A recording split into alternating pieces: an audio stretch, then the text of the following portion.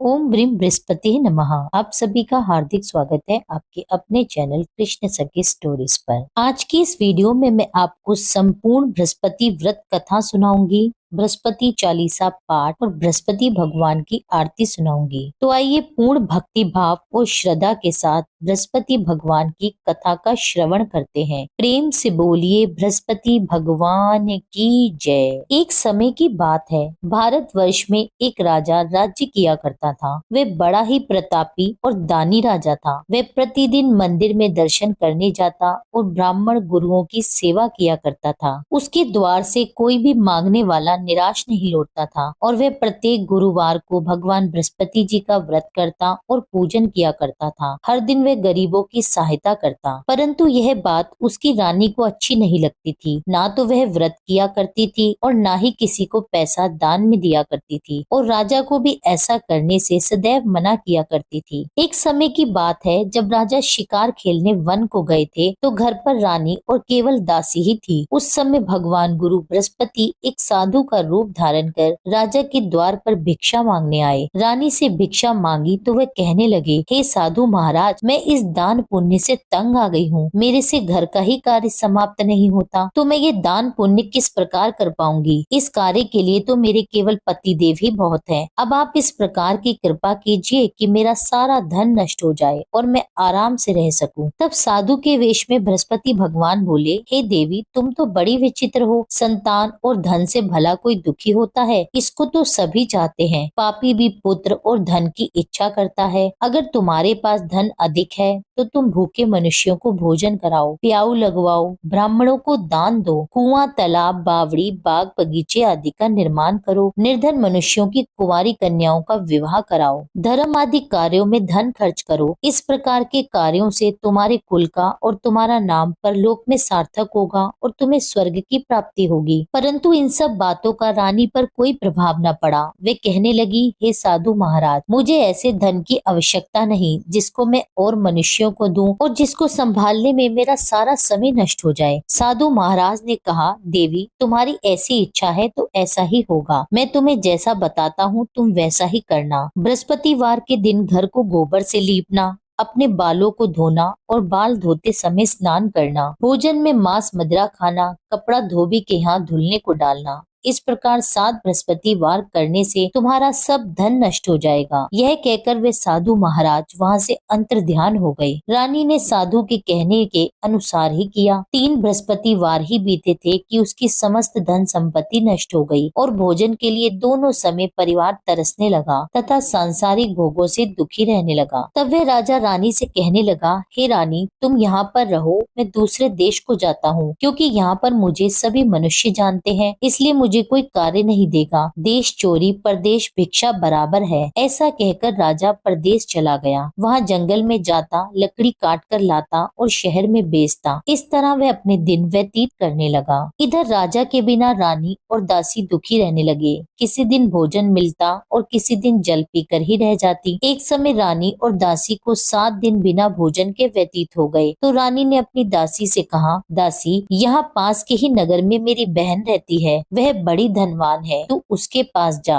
और वहाँ से 5 सेर भेजर मांग कर ला, जिससे कुछ समय के लिए हमारा गुजारा हो जाएगा। इस प्रकार रानी की आज्ञा मानकर दासी रानी की बहन के पास गई। उस समय रानी की बहन पूजन कर रही थी, क्योंकि उस रोज बृहस्पतिवार का दिन था। जब दासी ने रानी की बहन को देखा तब उससे बोली, हे रानी, मुझे तुम्हारी बहन ने भेजा है, मुझे 5 सेर भेजर दे दो। इस प्रकार दासी ने कई बार कहा, परंतु रानी ने कोई उत्तर नहीं दिया, क्योंकि उस समय वह बृहस्पतिवार की कथा सुन रही थी। इस प्रकार जब दासी को किसी भी प्रकार का कोई उत्तर नहीं मिला तो वह बहुत दुखी हो गई और दुखी मन से रानी के पास लौट आई और कहने लगी, रानी, आपकी बहन तो बहुत धनी है, परंतु वे छोटे लोगों से बात नहीं करती। मैंने उन्हें कई बार कहा तो उन्होंने कोई उत्तर नहीं दिया, तो मैं वापस चली आई। रानी बोली, हे दासी, उसका कोई दोष नहीं है। जब बुरे दिन आते हैं तब कोई सहारा नहीं देता। अच्छे बुरे का पता विपत्ति में ही लगता है। जो ईश्वर की इच्छा इच्छा होगी वही होगा, यह सब हमारे भाग्य का दोष है। इधर उस रानी की बहन ने सोचा कि मेरी बहन की दासी आई थी, किंतु मैं तो उससे कुछ बोली नहीं, इससे तो वह बहुत दुखी हुई होगी। यह सोच कथा को सुन और विष्णु भगवान का पूजन समाप्त कर वह रानी अपनी बहन के घर चल दी और आकर अपनी बहन से कहने लगी, हे बहन, मैं बृहस्पतिवार का व्रत कर रही थी। जब तुम्हारी दासी आई थी तब मैं कथा सुन रही थी, और जब कथा सुनते हैं तब ना तो उठते हैं और ना ही बोलते हैं, इसलिए मैं नहीं बोली।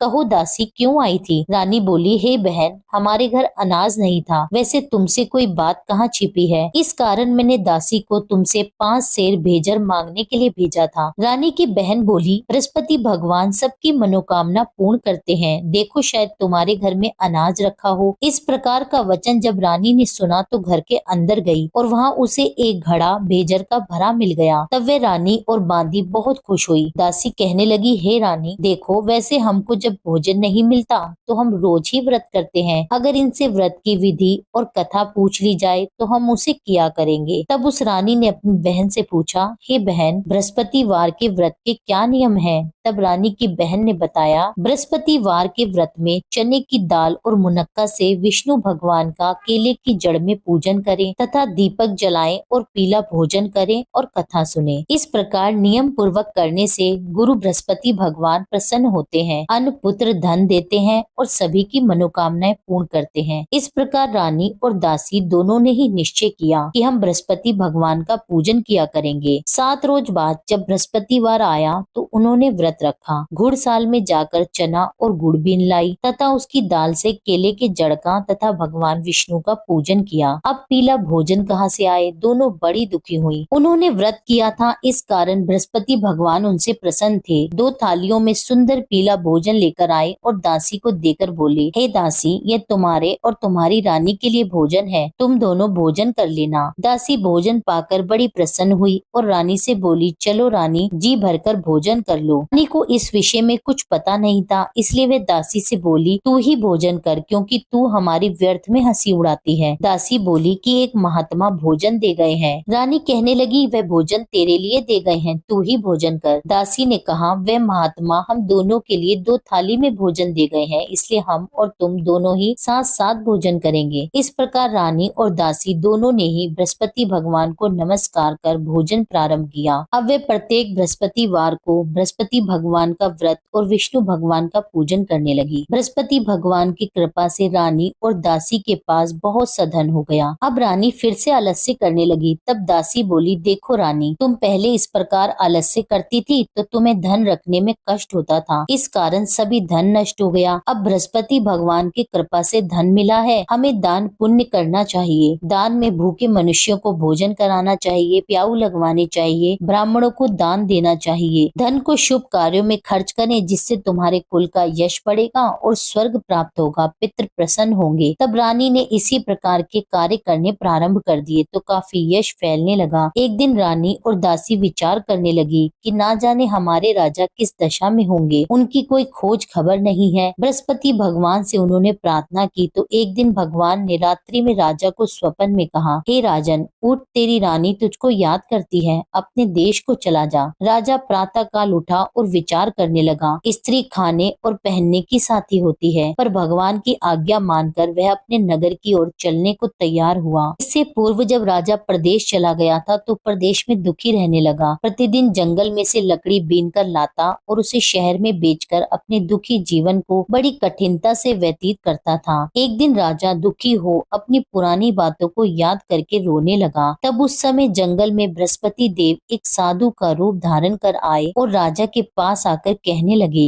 लकड़हारे, तुम इस सुनसान जंगल में किस चिंता में बैठे हो, मुझे बताओ। यह सुनकर राजा की आंखों में जल भर आया और साधु की वंदना कर बोले, हे प्रभु, आप सब कुछ जानने वाले हो। इतना कहकर साधु को अपनी कहानी सुना दी। महात्मा दयालु होते हैं वे राजा से बोले, हे राजन, तुम्हारी स्त्री ने बृहस्पति देव का अपमान किया था, जिस कारण तुम्हारी यह दशा हुई। अब तुम किसी प्रकार की चिंता मत करो, भगवान तुम्हें पहले से भी अधिक धन देंगे। देखो, तुम्हारी स्त्री ने बृहस्पतिवार का व्रत प्रारंभ कर दिया है और तुम मेरा कहना मानकर बृहस्पतिवार का व्रत करके चने की दाल और गुड़ को जल के लोटे में डालकर केले का पूजन करो, कथा कहो और सुनो। भगवान तुम्हारी सारी मनोकामनाओं को पूर्ण करेंगे। साधु को प्रसन्न देखकर राजा बोला, हे प्रभु, मुझे लकड़ी बेचकर इतना पैसा नहीं मिलता जिससे भोजन करने के उपरांत कुछ बचा सकूं। मैंने रात्रि में अपनी रानी को व्याकुल देखा है। मेरे पास कुछ नहीं है जिससे उसकी खोज खबर मंगा सकूं। फिर मैं बृहस्पति देव की कौन सी कथा कहूँ, यह भी मुझको पता नहीं है। साधु ने कहा, हे राजन, तुम किसी बात की चिंता मत करो। बृहस्पतिवार के दिन रोजाना की तरह लकड़ियां लेकर शहर को जाओ। तुमको रोज से दुगना धन प्राप्त होगा, जिससे तुम भली भांति भोजन कर लोगे और बृहस्पति भगवान के पूजन की सामग्री भी आ जाएगी। साधु बोले, बृहस्पति भगवान की कथा इस प्रकार है। प्राचीन काल में एक ब्राह्मण था। वह बहुत ही निर्धन था। उसकी कोई संतान नहीं थी। वह नित्य नियम से पूजा पाठ करता, परंतु उसकी स्त्री बहुत मलिनता के साथ रहती थी। वह ना तो स्नान करती और ना ही किसी देवता का पूजन करती। प्रातः काल उठते ही सबसे पहले भोजन करती, बाद में कोई अन्य कार्य करती थी। इससे ब्राह्मण देवता बड़े दुखी थे। बेचारे बहुत कुछ कहते थे, किंतु उसका कोई परिणाम न निकलता। भगवान की कृपा से ब्राह्मण की स्त्री के कन्या रूपी रत्न पैदा हुई और वह कन्या अपने पिता के घर में बढ़ने लगी। वह बालिका प्रातः स्नान करके भगवान विष्णु का जाप करने लगी, बृहस्पतिवार का व्रत करने लगी। अपने पूजा पाठ को समाप्त करके वह स्कूल को जाती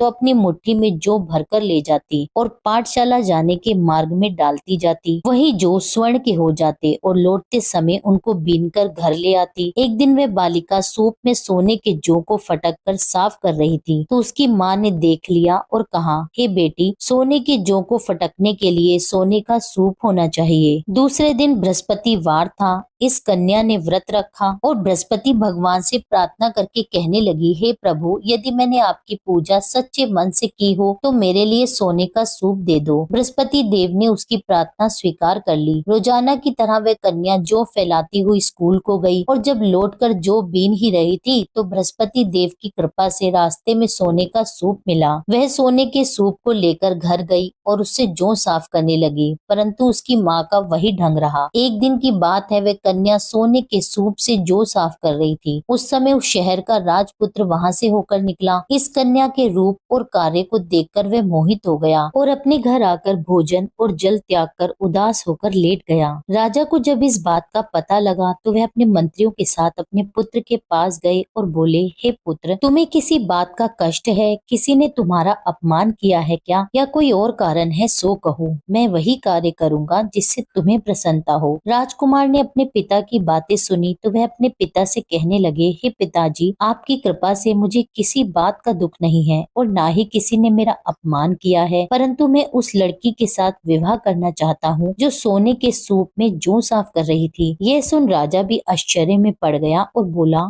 पुत्र, तुम इस तरह की कन्या का पता लगाओ, मैं उसके साथ तुम्हारा विवाह अवश्य करवा दूंगा। राजकुमार ने अपने पिता के वचन सुनने के पश्चात उस लड़की के घर का पता बतलाया। राजकुमार के बताए पते के अनुसार मंत्री उस लड़की के घर गए और ब्राह्मण कन्या का विवाह राजकुमार के साथ संपन्न करवाया। कन्या के घर से जाते ही पहले की भांति उस ब्राह्मण देवता के घर में गरीबी का वास हो गया। अब भोजन के लिए भी अन्न बड़ी मुश्किल से मिलता था। एक दिन दुखी होकर ब्राह्मण देवता अपनी पुत्री के पास गए। बेटी ने पिता को दुखी देखकर अपनी माँ का समाचार पूछा। तब ब्राह्मण ने सारा हाल कह सुनाया। कन्या ने बहुत सा धन देकर अपने पिता को विदा किया। इस तरह ब्राह्मण का कुछ समय सुख पूर्वक व्यतीत हो गया। कुछ दिन बाद फिर से वही हाल हो गया। ब्राह्मण फिर से अपनी कन्या के यहाँ आया और सभी हाल उससे कहा तो लड़की बोली, हे पिताजी, आप माता जी को यहाँ पर ले आइए, मैं उन्हें विधि बता दूंगी जिससे आपकी गरीबी दूर हो जाएगी। वह ब्राह्मण देवता अपनी स्त्री को साथ लेकर बेटी के घर पहुंचा तो पुत्री अपनी माँ को समझाने लगी, माँ तुम प्रातःकाल उठकर प्रथम स्नान करके भगवान विष्णु का पूजन करो, तुम्हारी सब दरिद्रता दूर हो जाएगी। परंतु उसकी माँ ने उसकी एक बात नहीं मानी और प्रातःकाल उठकर अपनी पुत्री और बच्चों का जूठन खा लेती थी। एक दिन उसकी पुत्री को बहुत क्रोध आ गया और एक रात कोठरी से सभी सामान निकाल दिया और उसमें अपनी माँ को बंद कर दिया। प्रातःकाल उस कोठरी में से माँ को निकाला और स्नान करा के पूजा पाठ करवाया तो उसकी माँ की बुद्धि ठीक हो गई। फिर प्रत्येक बृहस्पतिवार को वह व्रत रखने लगी। बृहस्पति व्रत के प्रभाव से उसकी माँ बहुत धनवान हो गई, पुत्रवती हो गई और बृहस्पति देव जी की कृपा से स्वर्ग को प्राप्त हुई और वह ब्राह्मण भी सुख पूर्वक इस लोक से सुख भोग कर स्वर्ग को प्राप्त हुए। इस तरह कहानी कहकर साधु देवता वहाँ से अंतर्ध्यान हो गए। धीरे धीरे अब समय व्यतीत होने लगा। फिर बृहस्पतिवार का दिन आया तो राजा जंगल से लकड़ी काट कर किसी शहर में बेचने गया। उसे उस दिन और दिनों की अपेक्षा अधिक धन मिला। राजा चना गुड़ आदि लाकर बृहस्पतिवार का व्रत करने लगा। उस दिन से उसके सभी क्लेश दूर हो गए, परंतु जब दोबारा बृहस्पतिवार आया तो वह व्रत करना भूल गया। इस कारण बृहस्पति भगवान नाराज हो गए। उसी दिन उस नगर के राजा ने विशाल यज्ञ का आयोजन किया था और शहर में यह घोषणा करवा दी कि कोई भी मनुष्य अपने घर में ना तो भोजन बनाए और न आग जलाए, समस्त लोग मेरे यहाँ ही भोजन करें। इस आज्ञा को जो नहीं मानेगा उसको फांसी की सजा दी जाएगी। इस तरह की घोषणा संपूर्ण नगर में करवा दी गई। राजा की आज्ञा अनुसार शहर के सभी लोग भोजन करने आए, लेकिन लकड़हारा कुछ देर से पहुंचा, इसलिए राजा उसको अपने साथ घर लिवा ले गया और ले जाकर भोजन करा ही रहा था तो रानी की दृष्टि उस खूंटी पर पड़ी जिस पर उसने अपना हार लटका रखा था। उसे वहाँ पर हार दिखाई नहीं दिया तो रानी ने हार की चोरी के अपराध में लकड़हारे को पुलिस बुलवाकर उसे जेल खाने में डलवा दिया। अब राजा जेल खाने में गया तो बहुत दुखी होकर विचार करने लगा, न जाने कौन से पूर्व जन्म के कर्म है जिसके कारण मुझे ऐसा दुख प्राप्त हो रहा है। फिर राजा उसी साधु को याद करने लगा जो जंगल में मिला था। उसी समय तत्काल बृहस्पति देव साधु के रूप में प्रकट हो गए और उसकी दशा को देखकर कहने लगे, अरे मूर्ख, तूने बृहस्पति देवता की कथा नहीं की, इस कारण तुझे दुख प्राप्त हुआ है। अब तू चिंता मत कर, बृहस्पतिवार के दिन जेल खाने के दरवाजे पर तुझे 4 पैसे पड़े मिलेंगे, उससे तू बृहस्पति देव की पूजा करना, तेरे सभी कष्ट दूर हो जाएंगे। बृहस्पतिवार के रोज उसे 4 पैसे पड़े मिले। राजा ने उसी पैसों की सहायता से अपना व्रत और पूजन किया। उसी रात्रि को जब राजा सो रहा था तो बृहस्पति देव ने राजा को स्वप्न में कहा, हे राजन, तुमने जिस आदमी को जेल खाने में हार की चोरी के अपराध में बंद कर रखा है वह निर्दोष है, वह राजा है, उसे छोड़ देना। रानी का हार उसी खूंटी पर लटका हुआ है, अगर तू ऐसा नहीं करेगा तो मैं तेरे राज्य को नष्ट कर दूंगा। राजा प्रातःकाल उठा तो रानी का हार खूंटी पर टंगा देखकर लकड़हारे को बुलाकर उससे क्षमा मांगी तथा राजा को योग्य सुंदर वस्त्र आभूषण देकर विदा किया। भगवान बृहस्पति देव की आज्ञा अनुसार राजा अपने नगर को चल दिया। राजा जब नगर के निकट पहुंचा तो उसे बड़ा ही आश्चर्य हुआ। नगर में पहले से भी अधिक बाग, तालाब, कुएं, मंदिर तथा बहुत सी धर्मशाला बने हुए थे। राजा ने पूछा कि यह किसका बाग और धर्मशाला है। तब नगर के सब लोग कहने लगे कि यह सब रानी और दासी का है। तो राजा को बड़ा आश्चर्य भी हुआ और गुस्सा भी आया। जब रानी ने यह खबर सुनी कि राजा आ रहे हैं तो उसने अपनी दासी से कहा, हे दासी, देख राजा हमें कितनी बुरी दशा में छोड़ गए थे, वह हमारे ऐसे हालात देखकर कहीं लौट न जाए, इसलिए तू द्वार पर ही खड़ी हो जा। रानी की आज्ञा सुनकर दासी द्वार पर ही खड़ी हो गई। जब राजा आए तो उन्हें अपने साथ लिवा लाई। तब राजा ने क्रोध करके अपनी तलवार निकाली और पूछने लगा, यह बताओ तुम्हें यह धन कैसे प्राप्त हुआ। तब रानी ने कहा कि यह सब धन बृहस्पतिवार के व्रत के प्रभाव से मिला है। तब राजा ने निश्चय किया कि 7 रोज बाद तो सभी बृहस्पति देव का पूजन करते हैं, परंतु मैं रोजाना दिन में 3 बार कहानी कहा करूंगा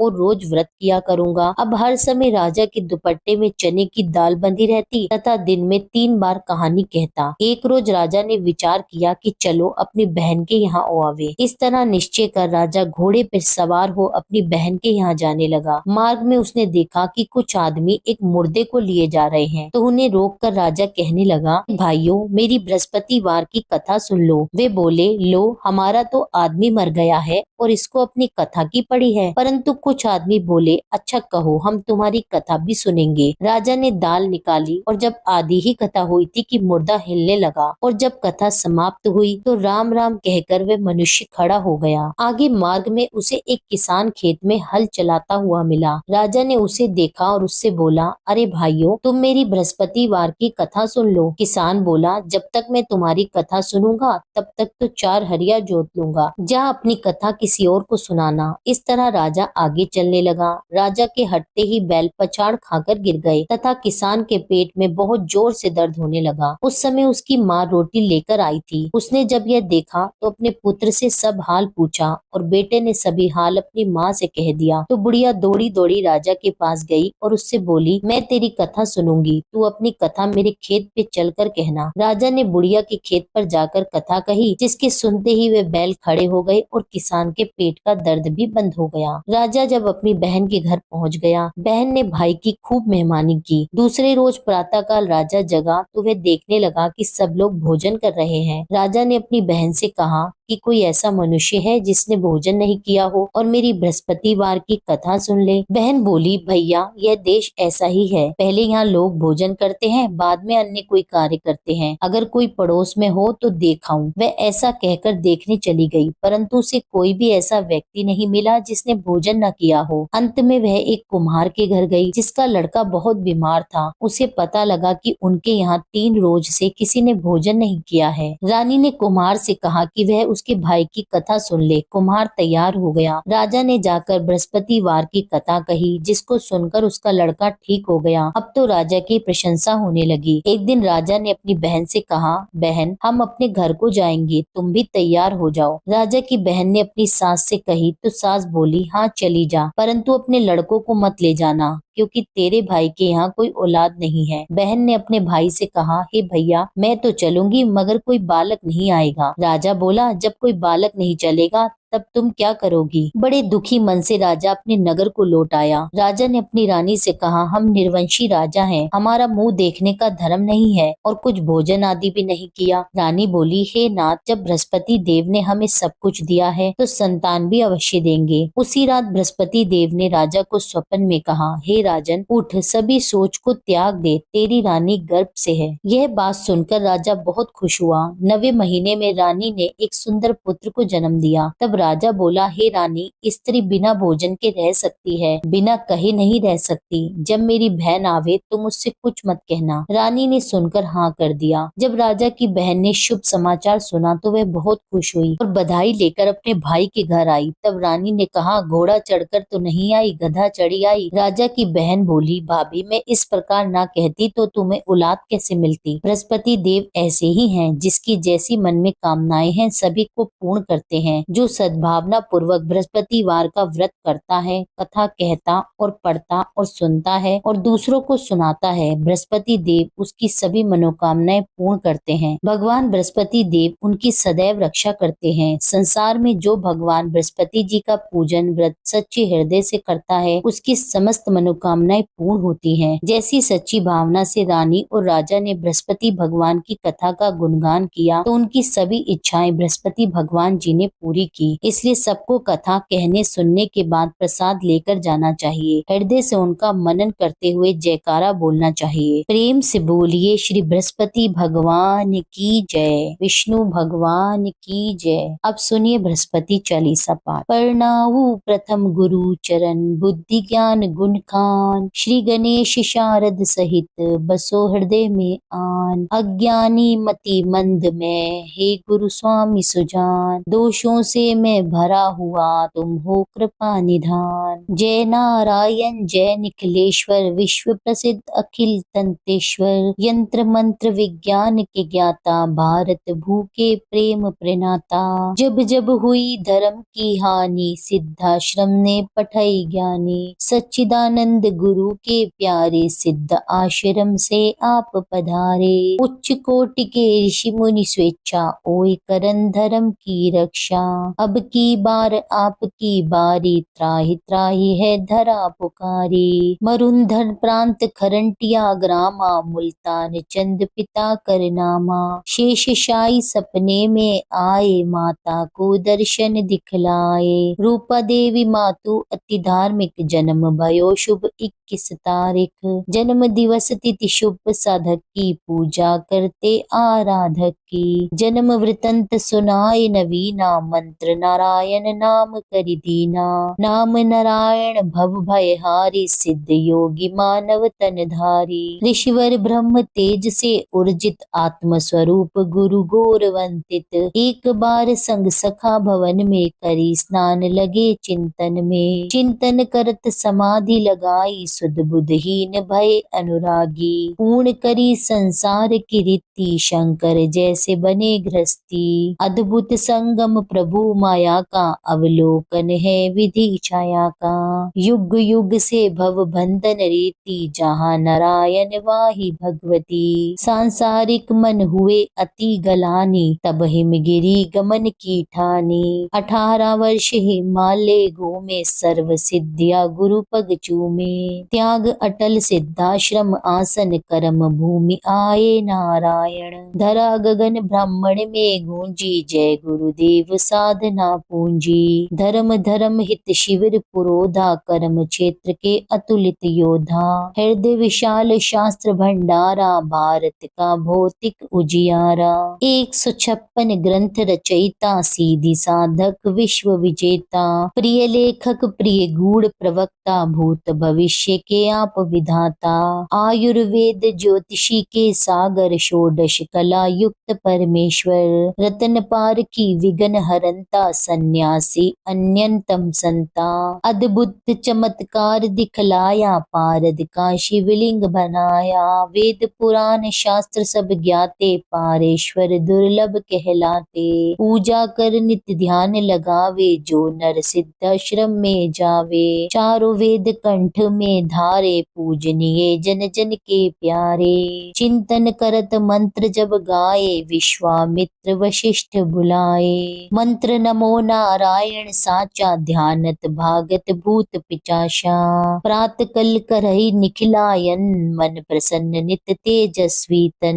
निर्मल मन से जो भी ध्यावे, रिद्धि सिद्धि सुख संपत्ति पावे। पथ करहि नित जो चालीसा, शांति प्रदान करहि योगी सा। अष्टोत्तर शत पाठ करत जो, सर्व सिद्ध्या पावत जन सो। श्री गुरु चरण की धारा, सिद्ध आश्रम साधक परिवारा। जय जय जय आनंद के स्वामी, बारंबार नमामि नमामि। श्री बृहस्पति भगवान की आरती। जय बृहस्पति देवा, ओम जय बृहस्पति देवा।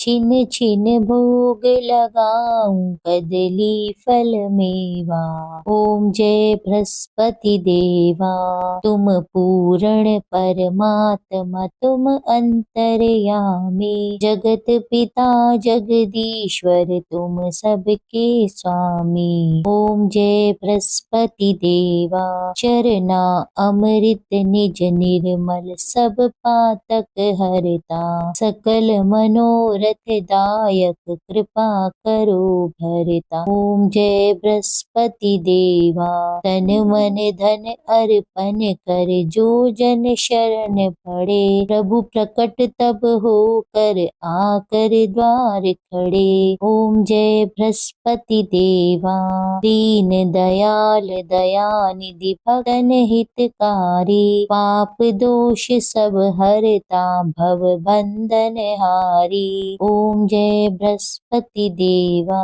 सकल मनोरथ दायक, सब संशय तारी। विष विकार मिटाओ, संतन सुखकारी। ओम जय बृहस्पति देवा, जो कोई आरती तेरी प्रेम सहित गावे। जेठानन आनंद कर, सो निश्चय पावे। ओम जय बृहस्पति देवा, जय बृहस्पति देवा। स्वामी जय बृहस्पति देवा, छिन छिन भोग लगाऊं, कदली फल मेवा। ओम जय बृहस्पति देवा। आशा करती हूँ यह वीडियो आपको पसंद आई होगी। कथा आपको पसंद आई हो, वीडियो अच्छी लगी हो तो वीडियो को लाइक जरूर करें, वीडियो पर कमेंट करें, भगवान बृहस्पति देव की जय लिखिए और जिन भी लोगों ने अभी तक मेरे चैनल को सब्सक्राइब ना किया हो उनसे मेरा अनुरोध है कि चैनल को सब्सक्राइब कर लें। मिलती हूँ आपसे एक अगली वीडियो में, जब तक के लिए जय श्री राधे।